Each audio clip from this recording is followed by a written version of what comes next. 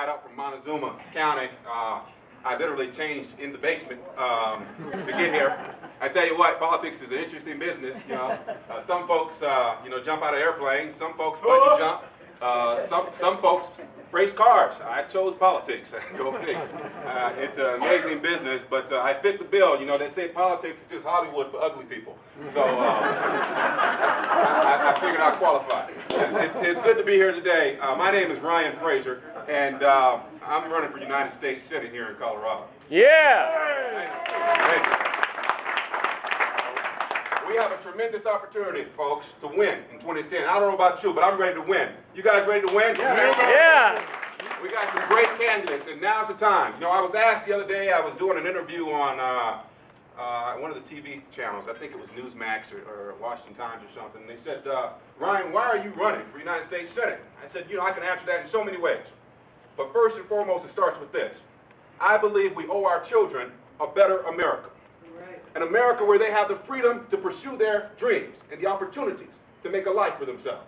I don't know about you, but I think every generation has an obligation to our children to leave this country just a little bit better off than the way we received it from our parents.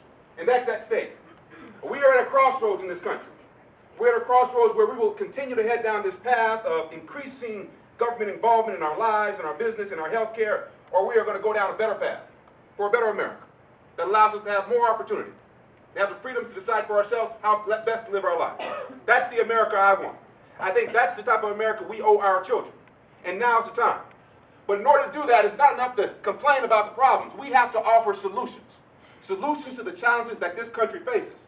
When it comes to the very important issue of fiscal responsibility, let me tell you folks, the $11.4 trillion national debt is unacceptable, it's immoral, and in my opinion, un-American. But it's not enough. It's not enough. It's not fair.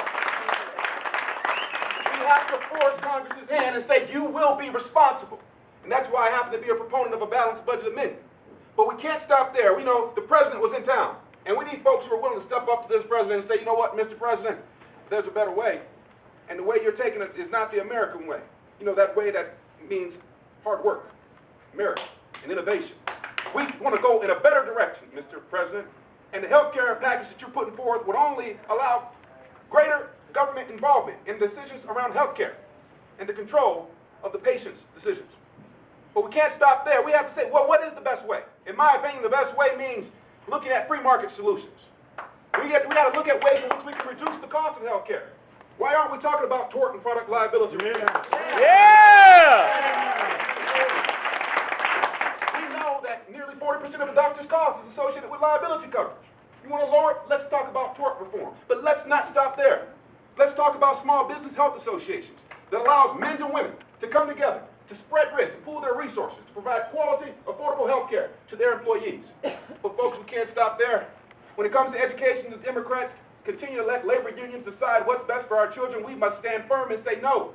We want to give our children choice in their child's education, give our parents choice in their child's education, whether it's public schools, public charter schools, or homeschooling. Parents know best how to educate their children. We must stand firm for choice in education.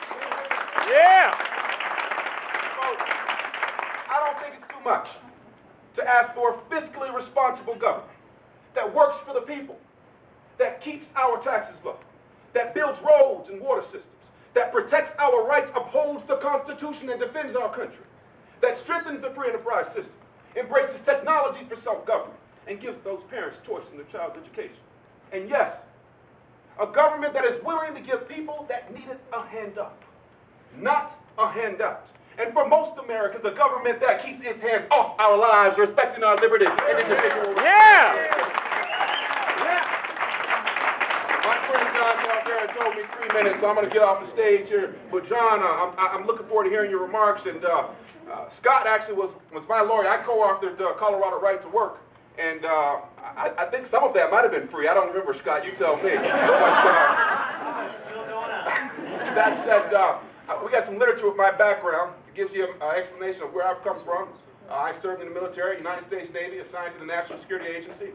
I co-founded the public charter school. I've represented 312,000 people out in Aurora. I'm a small business partner. I run a little IT firm, and I'm a husband and a father of 3.